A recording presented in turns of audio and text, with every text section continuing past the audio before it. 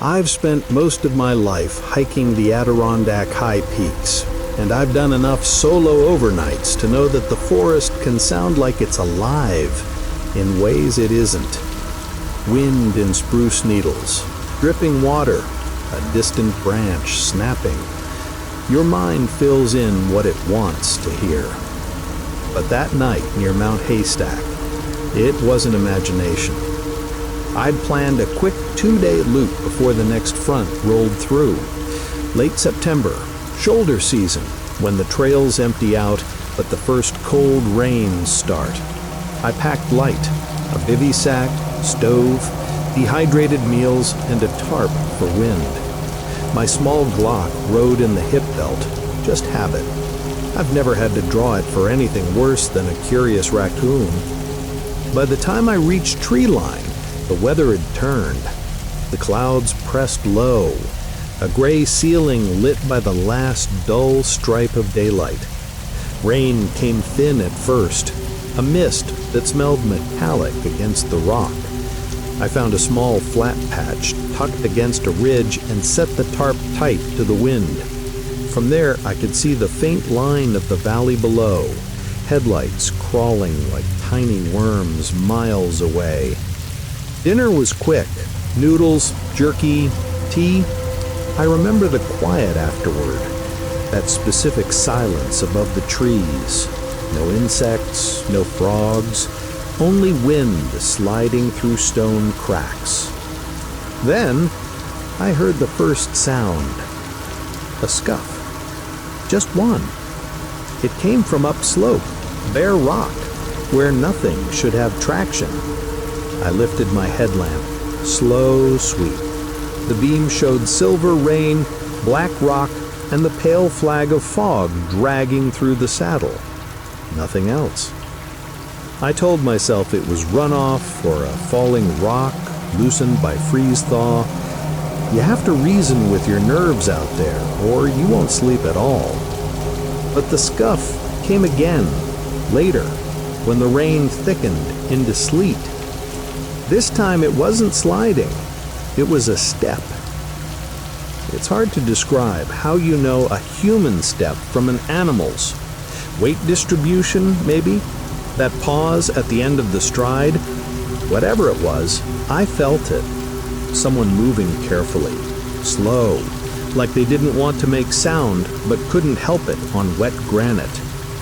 I turned off my headlamp, lay still, counted my breaths.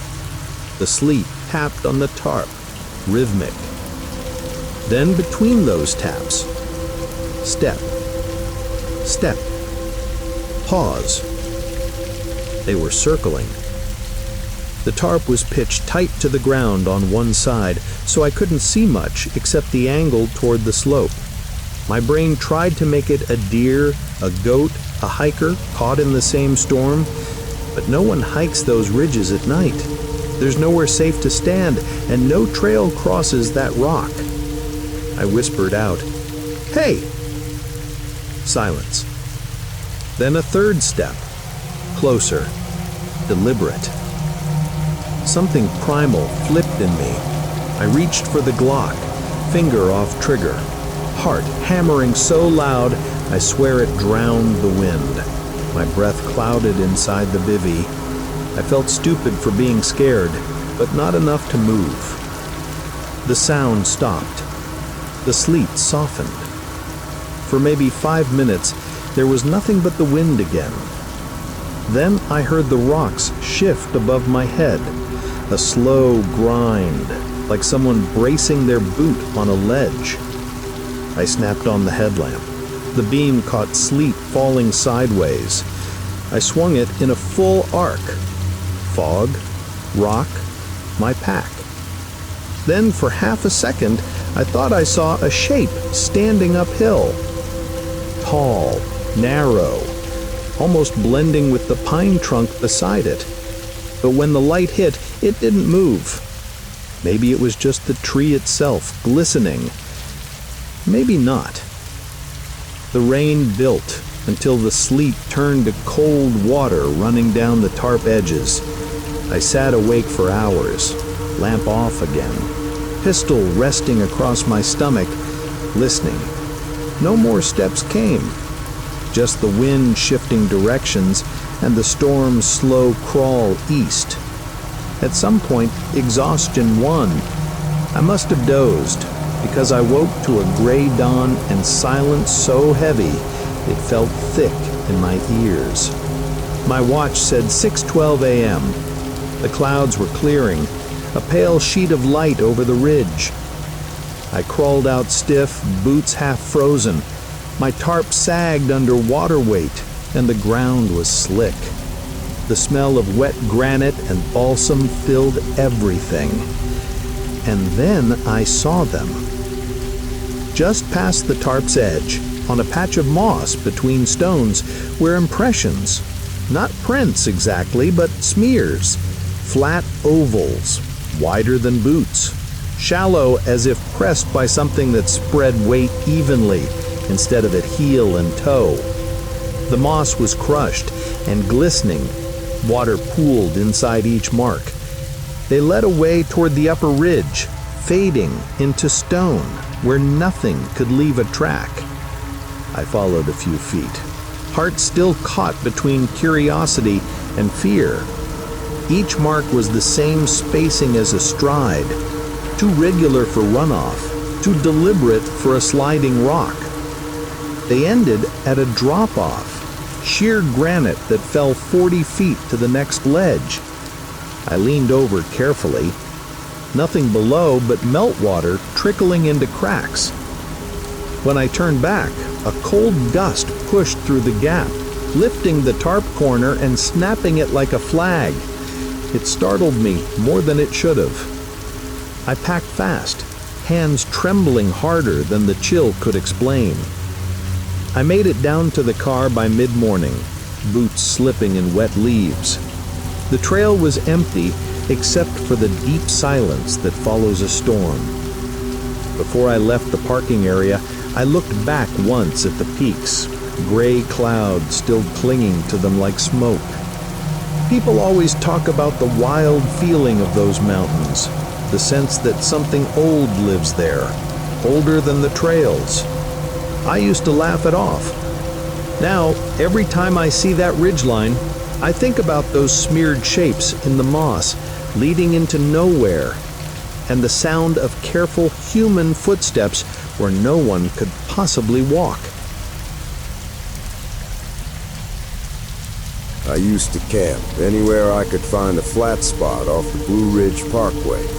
Just me, a cheap dome tent, and whatever I could scavenge for dinner after dark.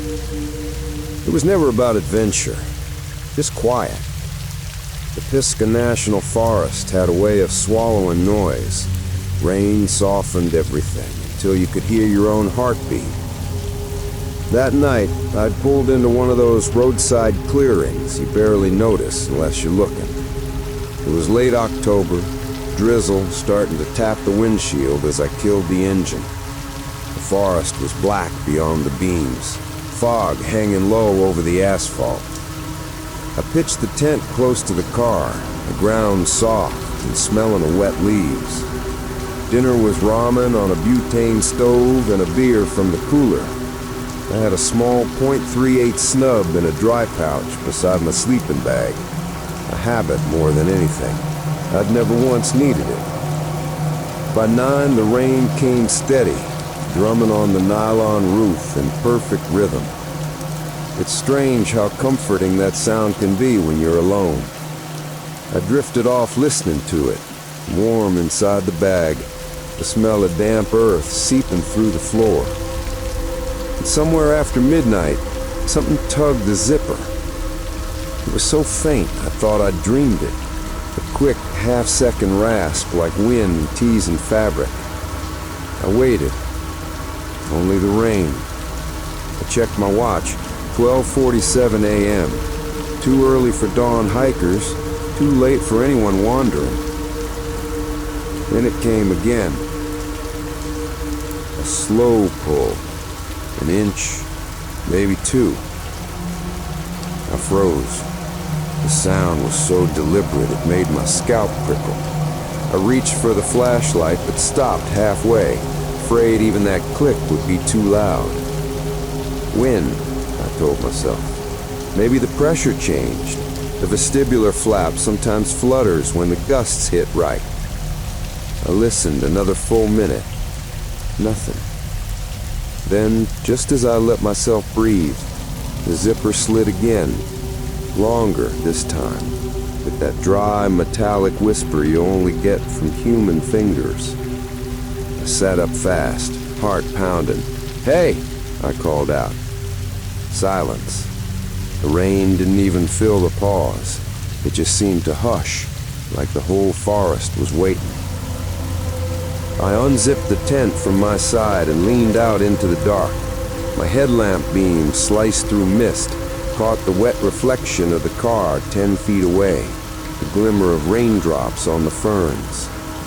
Nothing moved.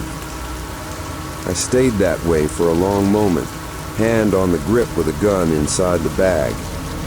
Finally, I zipped up again, leaving the light off. Maybe it was water pressure on the flap. Maybe my nerves. The rain picked up. I laid back down, tried to count the beats. The rhythm lulled me until I started to drift again. Then the zipper slid from the other side. Not fast, not yanked, just a patient, slow pull. The way someone might ease open a bag of chips, trying not to wake a friend. I didn't breathe. I could hear the nylon move, the faint crackle as cold air slipped through. I whispered, "Who's there?" No answer. Only the rain dripping from branches onto the tarp. The pull stopped halfway, like whoever or whatever was there had paused to listen. Then I heard it. A soft, wet exhale, right at the edge of the fabric. I jerked the zipper up from my side, sweeping the headlamp toward the sound. The light caught only the fog, a silver curtain of rain. My breath made a cloud in the beam, and for a second, I thought I saw something darker move just beyond it, a shape that leaned and then slipped back into the trees. I waited, light trembling in my hand, every muscle locked. The forest was dead silent again. When I finally zipped the tent fully closed, I tied the pull cord to the inside loop, a stupid little knot that made me feel safer. Sleep was impossible after that. I just listened to the rain, counting the seconds between gusts. At some point, exhaustion blurred the fear. The storm must have eased, because when I woke, gray light was leaking through the fabric. Everything smelled fresh, sharp, like wet cedar and cold mud. I sat up slowly. The zipper was still tied, untouched. My car sat where I left it, beads of rain dripping off the hood. The clearing was quiet except for a few birds shaking off the morning. I stepped outside and almost laughed at myself. Nothing there, nothing missing. The ground was covered in a thick soup of leaves, no prints visible in the mess. But when I turned toward the front of the tent, I stopped. Someone or something had stacked small pebbles right beside the zipper. 7 of them, each balanced carefully on top of the next, forming a little tower no higher than my thumb. They were wet, glistening in the pale light, and I knew for certain I hadn't touched them. The ground beneath was undisturbed, except for that one neat pile. I didn't bother to pack breakfast. I threw my gear in the trunk and left the fly hanging, driving until I hit a diner 2 counties away before I let myself think again. People always say the woods are peaceful if you respect them. But that night, the rain wasn't the only thing listening.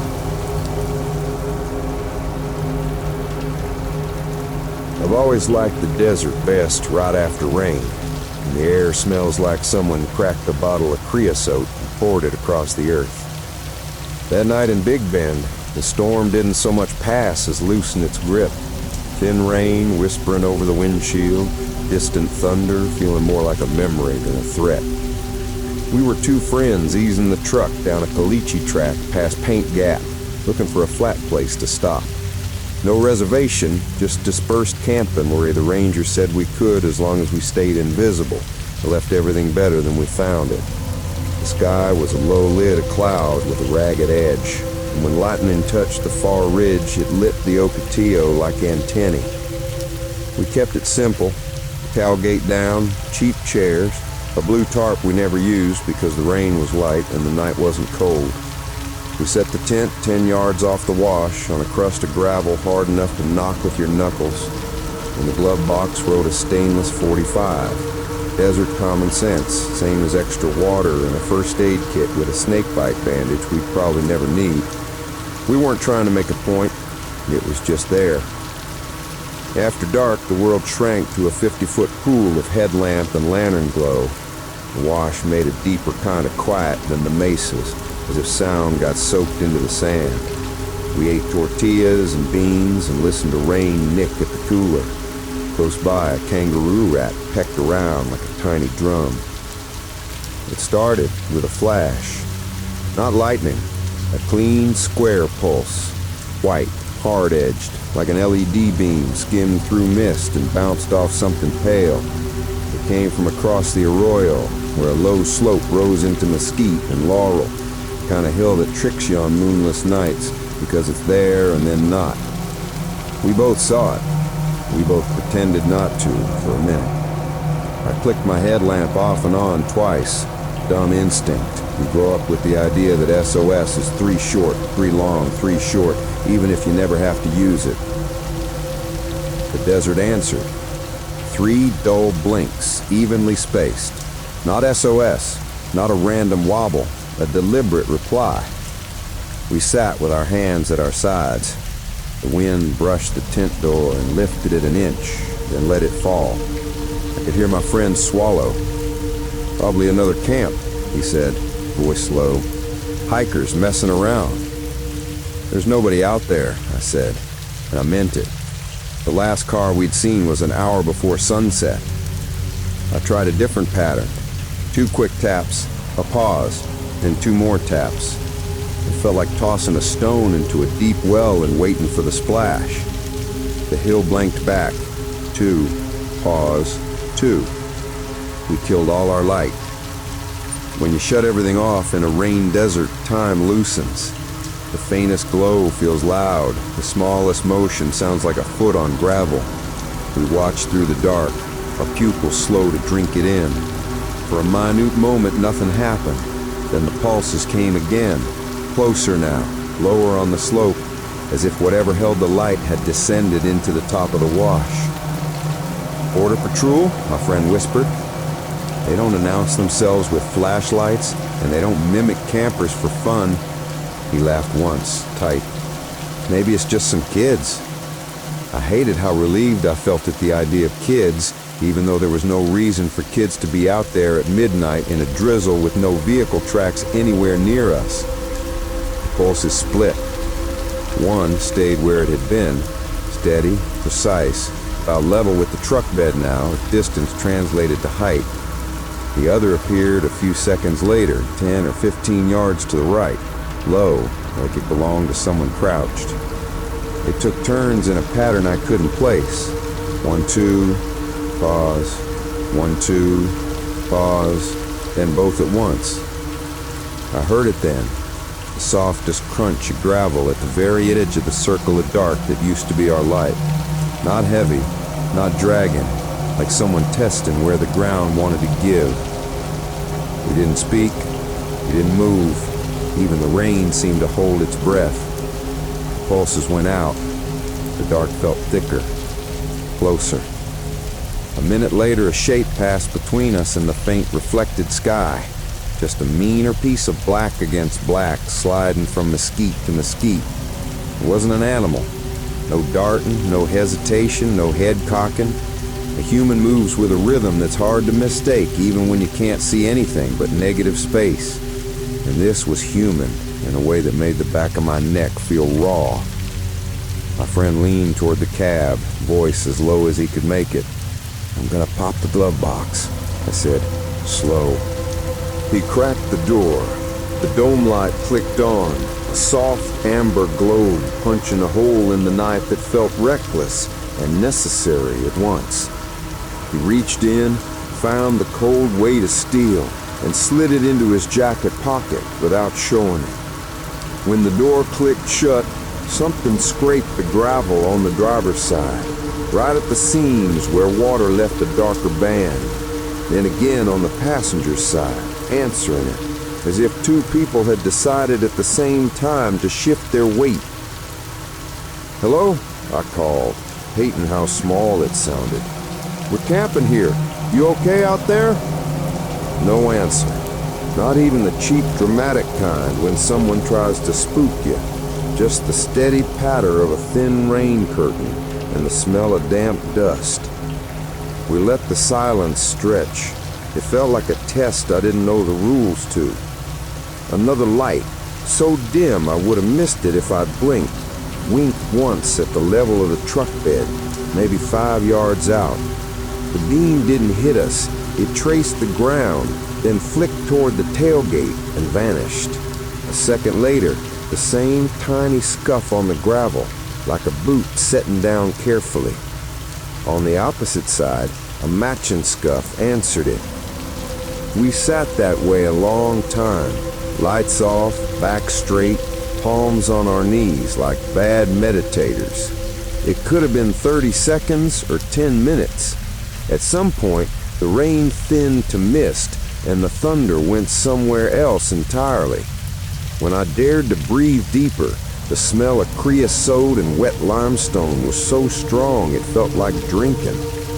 Then, as if called away by something only they could hear, the sounds on both sides receded at once. No sprint, no crunch of someone turning and stumbling, just absence, clean and sudden, like a television shut off in the next room. We didn't move for a while after that. The truck felt strange, too bright inside and too hollow out. Finally, I reached back and dragged the tent closer by its guideline until the door practically kissed the bumper, like that would matter. We crawled in with our boots still on and sat facing the zipper. Nobody slept, not really. Dawn came as a color more than a light, gray-green seeping under the cloud layer, outlining Ocotillo with a kind of quiet you can't fake. We unzipped the tent and stepped out into a world that looked freshly unrolled. The wash held a skin of damp, and the hills wore that tired look things get after they've been stared at for too long. I walked the perimeter first. No footprints the way you'd think, no crisp heel-toe stamps.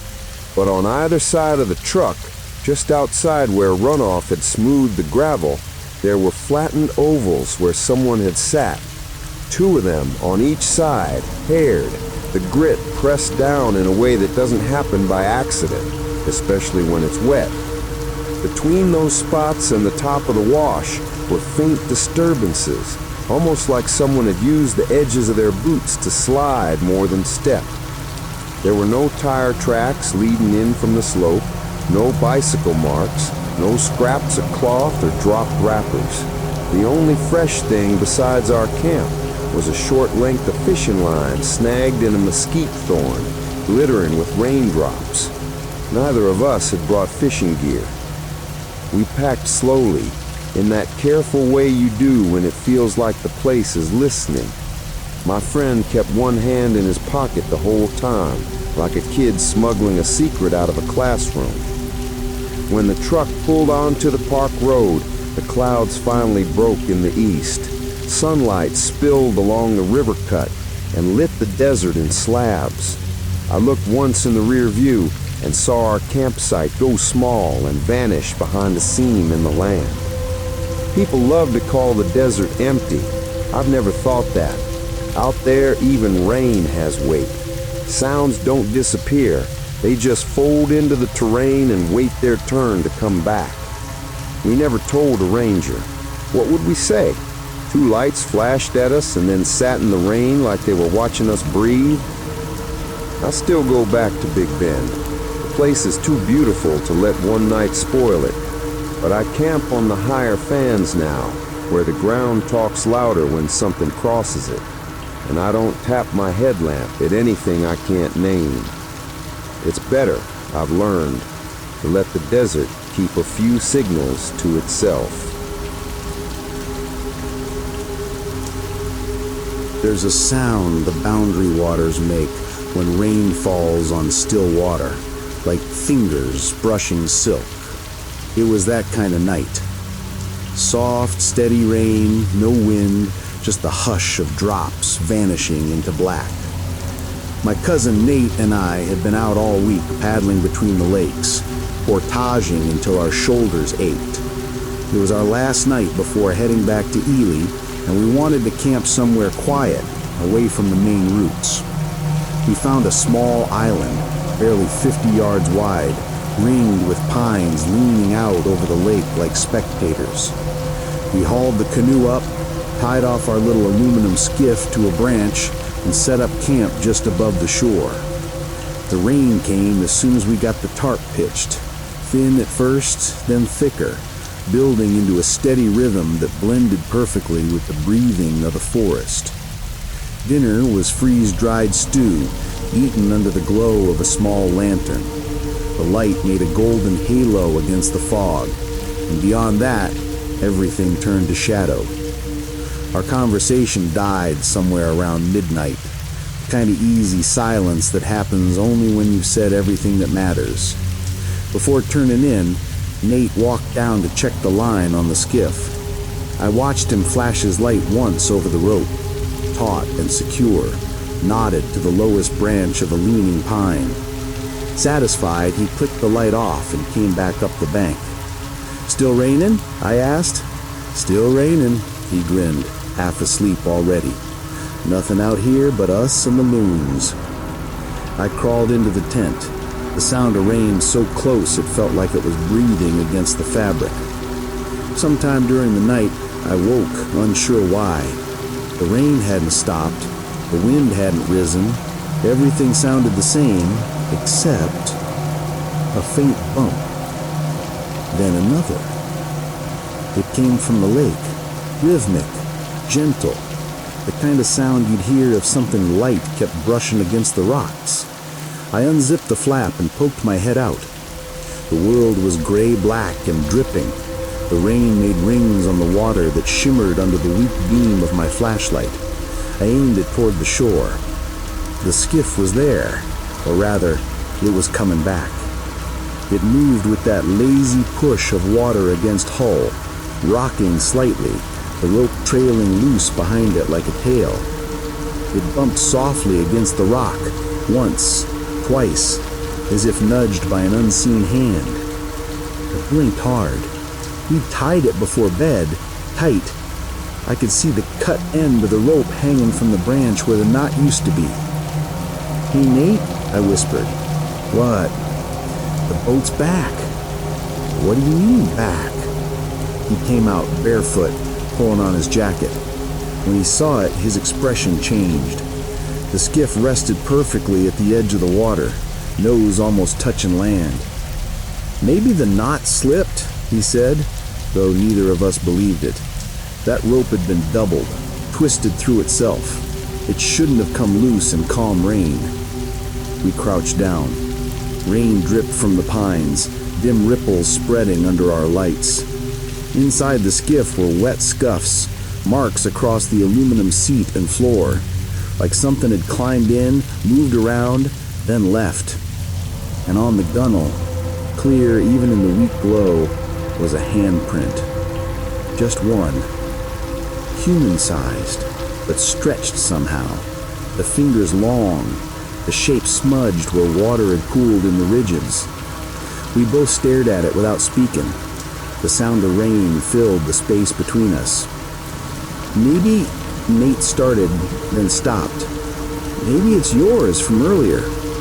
I didn't touch that side." We dragged the boat up onto the bank, half expecting it to resist, but it slid smooth and quiet. I retied it, this time to a thicker branch, triple knotting until my fingers hurt. Neither of us slept much after that. I lay awake listening to the water change tone as the rain slowed then stopped. Once, just before dawn, I thought I heard something else. A faint slosh, like a paddle dipped once into the lake, then silence again.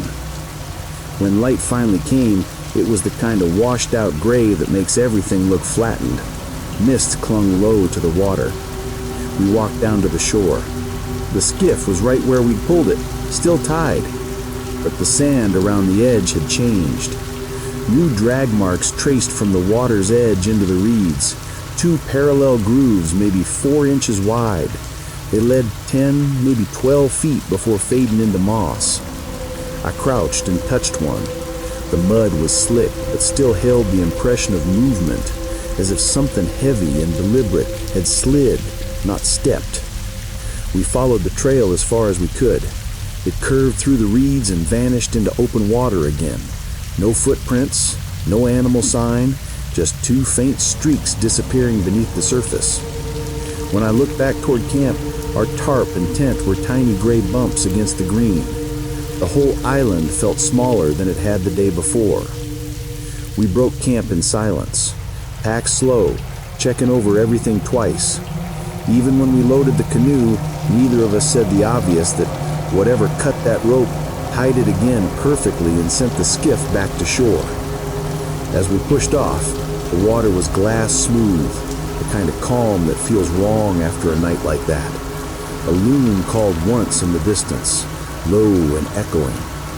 Halfway across the lake, Nate broke the silence. You ever think maybe it wasn't a person? I didn't answer right away. The paddle dripped silver between strokes. I don't know what it was, I said finally, but I don't think it wanted to hurt us. He gave a short laugh. You think it was being polite? Maybe. It just didn't want us to leave yet. We made it back to the portage without looking behind us again. The lake stayed quiet, empty, still.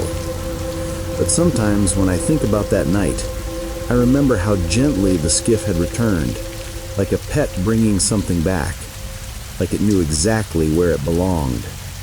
And every time I hear rain on water, I picture that handprint shining faintly under the beam of my light, the lake breathing steady, like it was waiting for us to come back.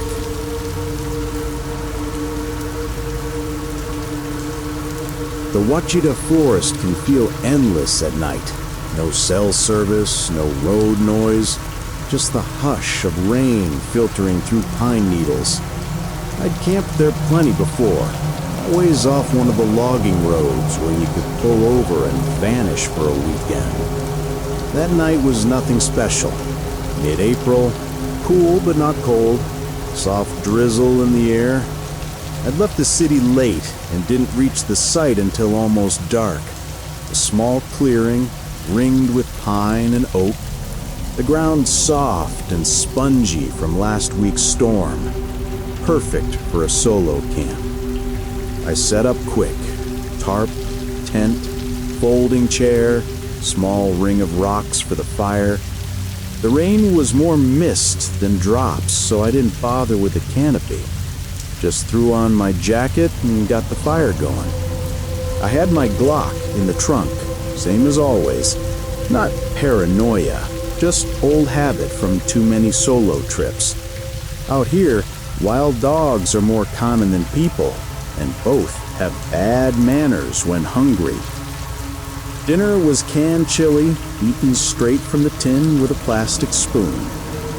I listened to the rain whisper over the leaves, to the faint snap of wood and the low hum of frogs somewhere beyond the clearing. Everything felt calm, until it didn't. It started small. The forest went quiet. Not completely silent, just wrong. The way sound dies before a storm or after a gunshot. Then I heard a click. Tiny, metallic, just once, like a small rock hitting steel. It came near the car. I froze. The fire popped, but the sound had been real, sharp, deliberate. I leaned forward, squinting into the dark. The car was 20 feet away, barely visible behind the tarp's edge. I couldn't see movement, but the mist made shapes dance in the light. I told myself it was nothing. Maybe a pine cone hit the hood, maybe a frog jumped off the bumper. But I still reached behind me and grabbed the flashlight. The beam cut through the rain. Empty. I held the light there longer than I should have, trying to force the night to make sense. Eventually, I turned it off, threw another stick on the fire, and went back to the chair. The forest stayed quiet. Too quiet.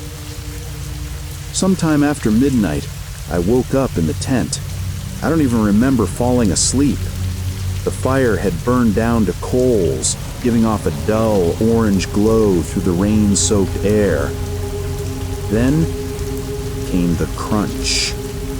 Leaves shifting, slow, steady, circling. I lay still, eyes open in the dark. The sound moved around the edge of camp, careful but constant, like someone walking the perimeter. I slid the zipper open an inch. The cool air hit my face. The mist had thickened. I could barely see past the tent flap. Another crunch. Then silence. Then 2 more steps, closer this time. I pushed the flap open, half crouched, flashlight ready. The beam caught the faint outline of the fire pit, the wet glimmer of the car beyond, the edge of the trees. And for a fraction of a second, I swear, a darker shape slipped behind one of the trunks. Not a solid movement, just absence, as if the rain itself bent around it. I called out, "Hello? Who's there?" No answer. Only the soft hiss of rain dripping from branch to branch. I took a few steps toward the fire ring, flashlight sweeping the ground. No fresh prints that I could see, just scattered leaves matted with water. But I couldn't shake the feeling that someone was right there, just outside the light, watching. After a while, the sound stopped altogether. I backed up to the tent, zipped it closed, and sat with the light still on, pointed at the door. Eventually, exhaustion won. My last memory was the rain's rhythm on nylon and the occasional crackle of coals. When I woke, pale dawn filtered through the tent. The air was thick with the smell of wet ash. I stepped out slowly, expecting to find nothing, maybe a raccoon track or two. But what I saw froze me. Around the fire ring, pressed into the wet soil, was a pattern. Boot prints, human, size 10 maybe, but not just random pacing. They formed a spiral. Starting wide, the tracks circled the fire ring again and again, each pass tightening, closer and closer to the center.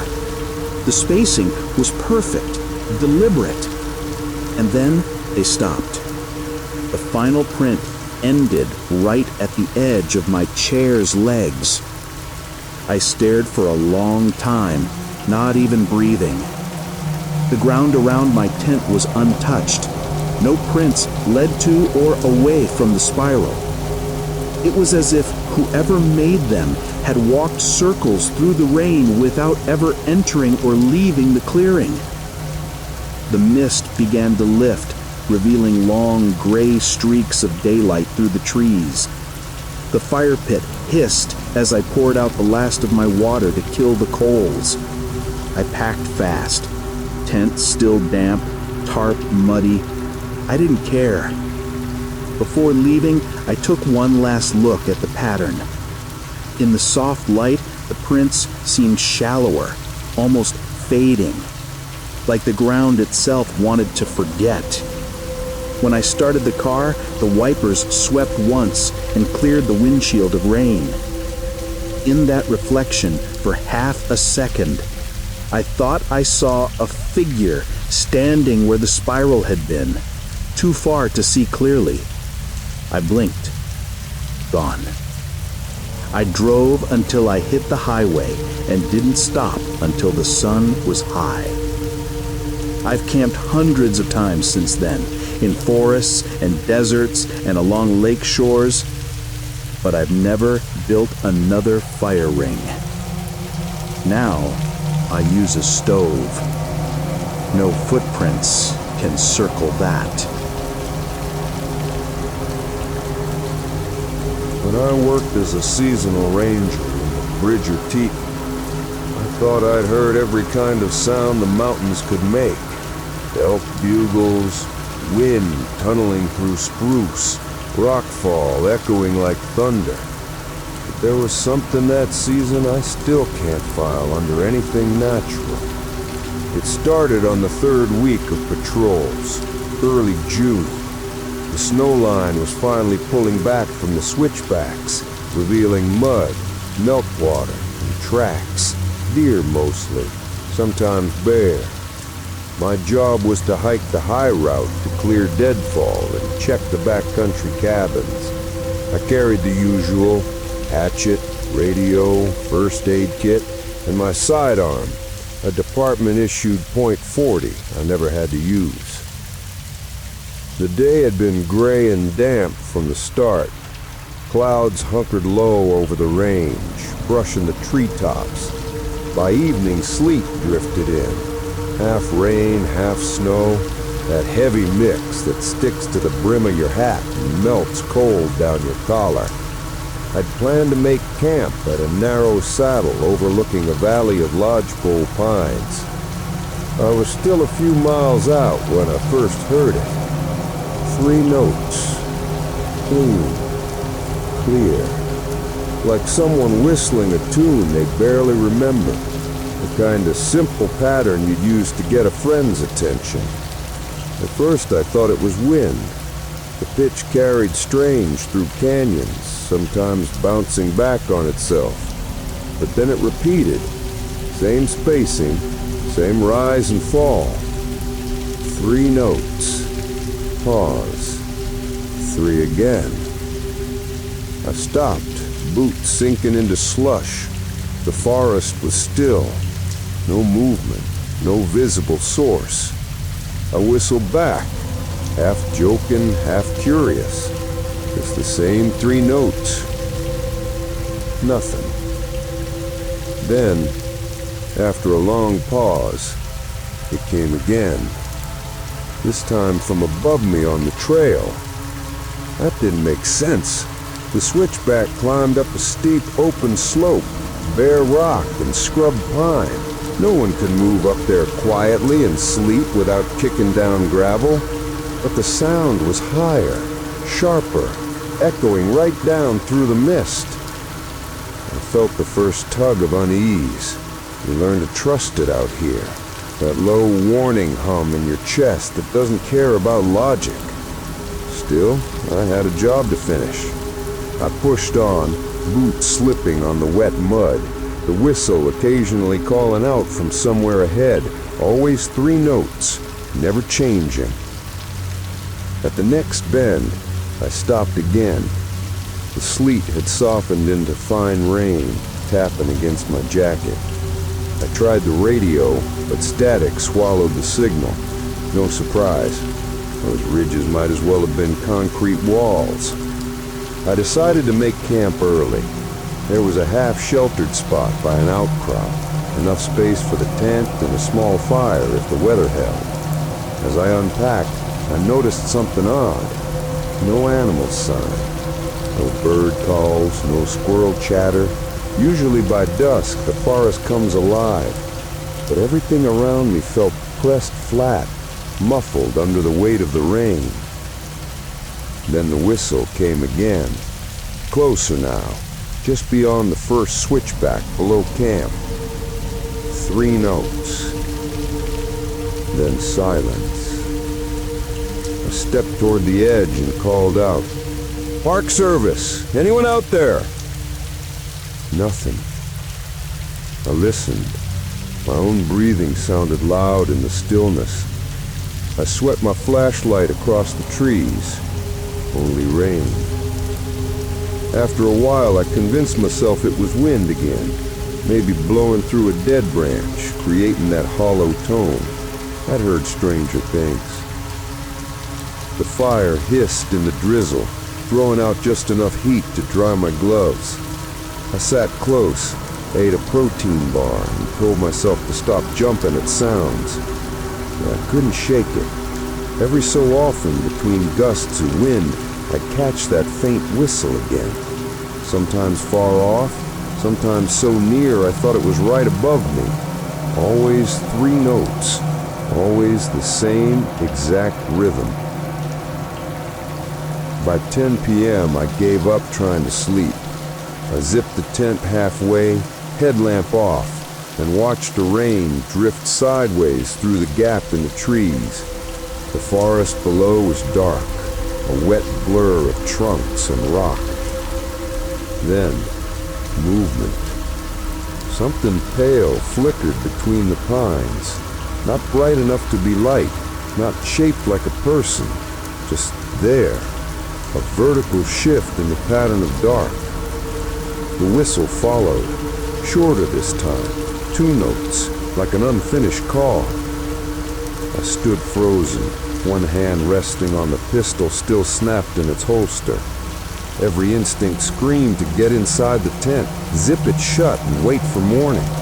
The training said, don't ignore what could be another person in distress. So I called out again, louder this time. If you need help, stay where you are. I'll come to you. No answer. The whistle replied once more, not from below, but up the ridge behind my tent. I spun around. That slope was nothing but shale and ice melt, impossible to climb in the dark without noise. And yet, 3 notes, sharp and clear, came from somewhere up there in the rain. I shined the beam upward. It caught nothing, just sleet falling in silver ribbons. I stood that way for what felt like minutes, light trembling in my hand, until the rain swallowed the sound completely. Morning came, washed out and silent. Low fog draped the valley like a blanket. Everything looked ordinary again, except for the snowfield above the ridge. I climbed up to check. The surface was thin, soft with melt. My footprints sunk deep and clean. But near the top, there was a set of marks running parallel to mine.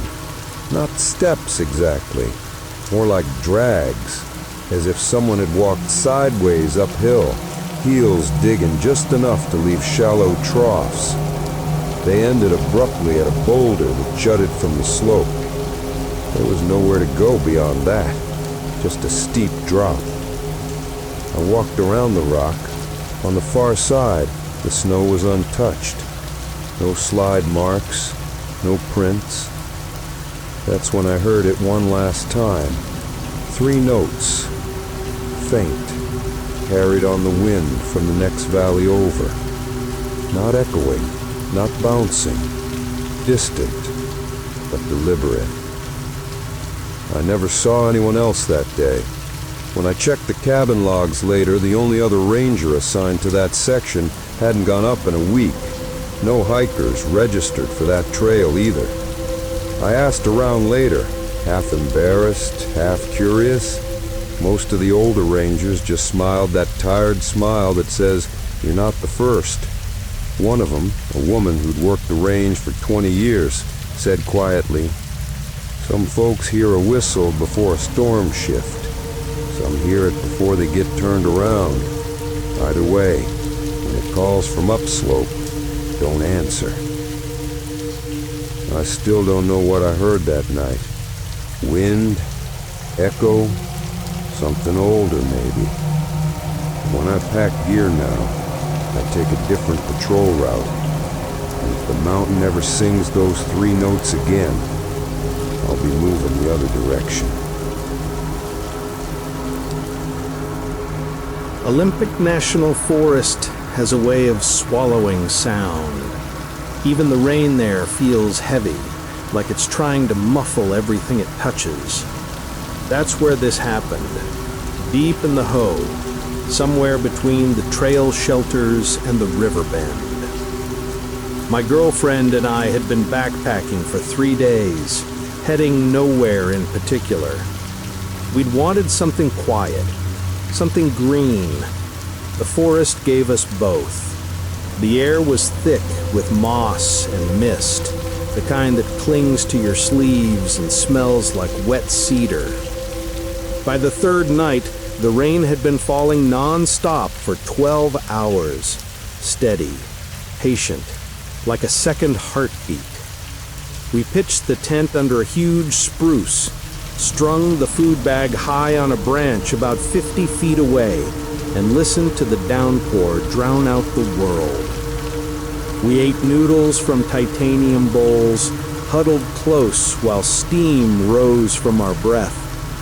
The forest glowed faintly green even after dark, the kind of eerie half-light that comes from clouds and wet air reflecting off everything alive. The pistol, a compact 9mm, stayed tucked in the tent pocket. Habit, same as always. Out here it was more comfort than necessity. We fell asleep to the sound of rain and wind moving through the canopy, the kind of rhythm that makes you forget what silence feels like. I woke to quiet, not silence, quiet, the kind that feels forced. The rain had stopped, the forest held its breath. Beside me she stirred, half awake. "What time is it?" I checked my watch, 3:48 a.m. I listened. Far off, something shifted. Not footsteps exactly, but the faint sound of something dragging through wet ferns. Then came a soft thump, like a bag being set down. I unzipped the flap an inch. Cold air slipped in, tasting like wet bark. My flashlight beam barely reached the trees. Everything shimmered, dripping branches, fog low to the ground. And there, right outside the vestibule, was our food bag. Neatly tied, perfectly dry, sitting upright as if placed there with care. I just stared at it. We'd hung that bag high, 12 feet up, double knotted to the branch. Bears didn't return food like that. I whispered, "Did you bring it in earlier?" She sat up, groggy. "What? No." I aimed the light toward the branch. The rope hung clean, cut, not torn. The end was smooth, sliced at an angle like with a blade. I crouched closer to the bag. The tag on the strap fluttered. Our names written in Sharpie, now blurred by water. I didn't see any scratches or teeth marks, just mud along the bottom. I touched it, cold, but not freezing. And then something in the trees spoke my name. It wasn't loud, more like a breath shaped into sound, a man's voice, low, flat. It said my name once, then hers. We both froze. I swung the light toward the sound. The beam hit only mist and dripping branches. Then the voice came again. This time it was hers, her own voice, calling my name from somewhere in the dark. It wasn't an echo. It wasn't her whispering beside me. I turned. She was still inside the tent, eyes wide, shaking her head. "Don't go out," she whispered. But something inside me, the same instinct that makes you check a noise even when you know better, made me step into the rain. The air was thick, humming faintly like static. My breath came out in small clouds. "Who's there?" I called. No answer. Then, faint, from deeper in the trees, came her voice again. Only this time it said, "Stay on the trail." Exact tone, exact inflection, like a recording played through the fog. I shined the light toward it. The beam caught the trunks of two enormous trees draped in moss. Between them hung strands of fog like curtains. Something moved behind them, slow, almost fluid. Not an animal, not quite a person. I felt the cold first, the kind that sinks straight into your bones. My vision tunneled, my throat went dry. The movement stopped. The forest went still again. And then, nothing. Just rain starting again, light at first, then steady, washing the sound away. When morning came, the forest looked normal again. Birds chattered, the air smelled fresh, clean. The food bag was still sitting by the vestibule, tied shut. But the contents weren't how we'd packed them. Each item, oatmeal packets, trail mix, dehydrated meals, had been arranged by size, perfectly lined up inside, largest to smallest. At the very top, pinned beneath the strap, was a folded scrap of paper. I opened it carefully. The pencil marks were faint, water-warped. One short line, 5 words. Stay on the trail. The handwriting was mine.